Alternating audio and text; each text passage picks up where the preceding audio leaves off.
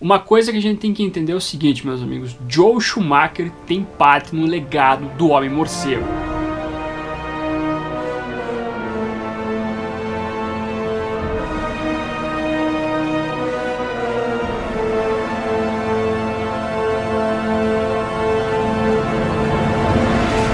Então, meus amigos, infelizmente o diretor Joel Schumacher, muito conhecido pelos filmes do Batman, acabou falecendo no dia 22 de junho de 2020. A morte acabou se dando por um câncer, então é uma morte de certa maneira trágica, porque o câncer sempre é uma coisa horrível. E o Joel Schumacher é muito conhecido pelos fãs do Batman por causa dos filmes do Homem-Morcego dos anos 90, que tem muita gente que odeia esses filmes.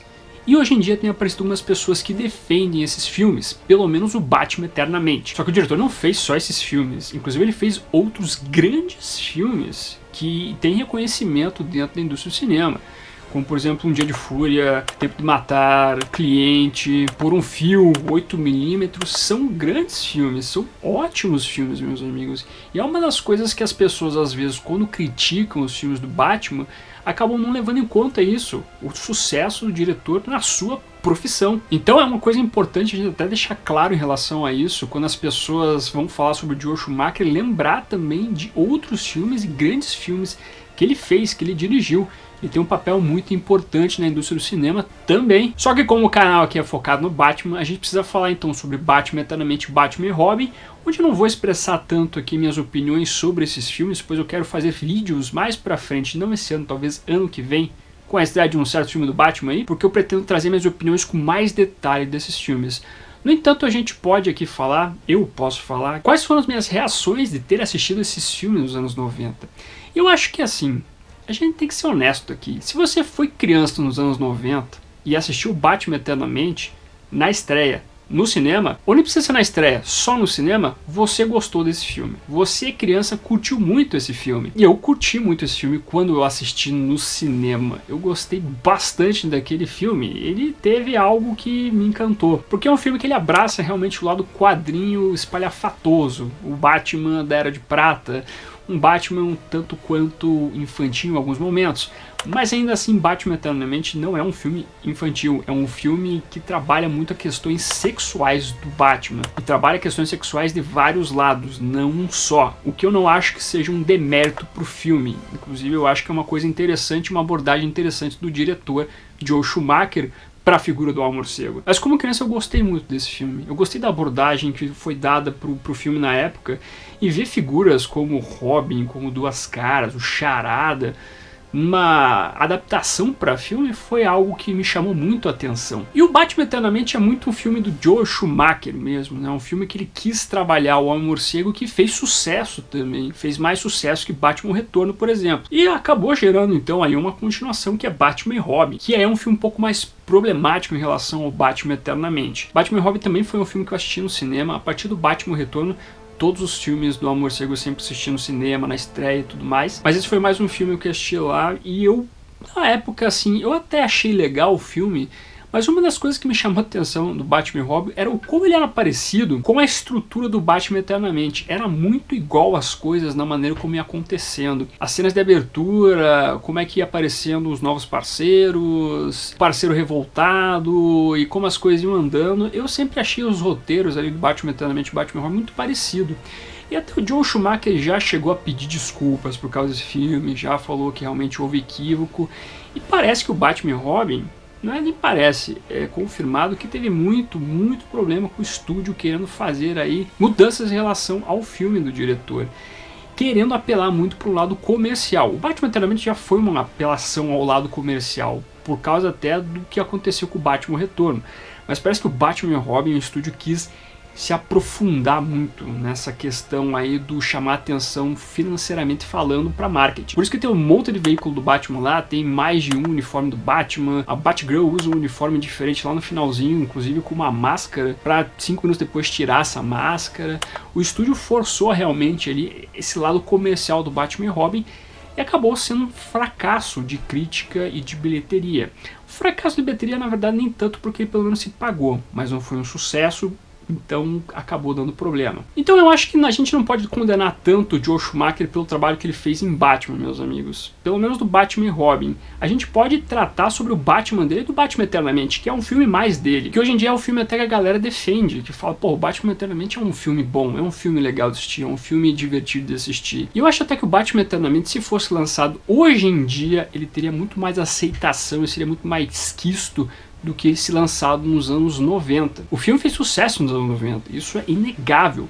Mas eu acho que os anos 90 tinha-se uma mentalidade em relação ao Batman que não poderia ter nenhuma ligação do personagem com o lado camp, por exemplo, dos anos 60, uma coisa que fosse não trevosa. Tinha que ser algo sempre com o Batman sério, um Batman que trabalhava nas trevas, que era B10 e tudo mais. Qualquer relação do personagem com algo, entre aspas, ridículo, era extremamente vetado. E nos anos 80 e 90 tinha muito esse lance de você querer execrar, né? Em nenhum momento querer encostar no Batman de 66, colocar aquilo como algo ridículo, vergonhoso.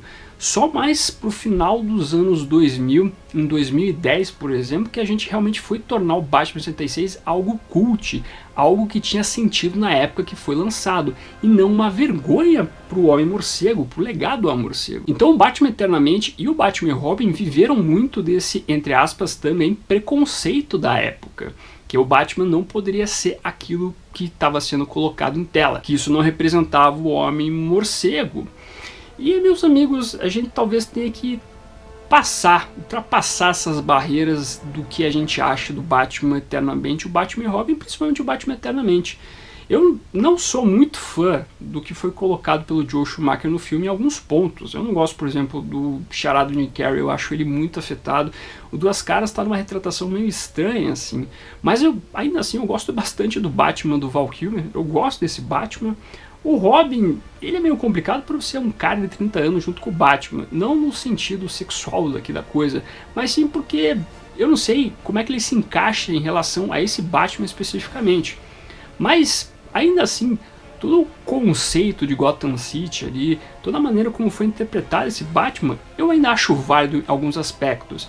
Por exemplo, uma das coisas que eu gosto bastante, que eu acho que talvez a melhor retratação em cinema até agora foi feita pelo Joel Schumacher, é o Asilo Arkham. O Asilo Arkham dele é um dos Asilo Arkhams mais tenebrosos que nós temos do cinema. O Joel Schumacher trabalhou nessa questão do Batman tendo seus problemas envolvendo a morte dos pais dele. Tem muitas cenas que trabalham esse lado de dor do Bruce Wayne. Tem momentos lá do diário do pai do Bruce, tem flashbacks que mostram o Bruce em luto em relação à morte dos seus pais. O Batman Eternamente nós não temos o Joel Schumacher jogando simplesmente na lata do lixo tudo que é o Batman para criar o seu Batman. Ele trabalha de certa maneira bem interessante em vários aspectos do Batman, a gente não pode negar isso. E a gente até pode dizer que o Joel Schumacher foi um dos caras a trabalhar também esse lance do Batman poder ser feliz. A gente viu isso, por exemplo, no trabalho do Tom King recentemente, né? E ele trabalhou isso, o diretor trabalhou isso aqui com esse Batman, né? Do Val Kilmer, pelo menos. Um Batman que ele tinha a dor dele, tinha os problemas dele, mas ele entendeu que ele não precisaria deixar de ser Batman para ser feliz. Ele poderia ser feliz e ser o Batman ao mesmo tempo. Ele poderia ser um Batman eternamente.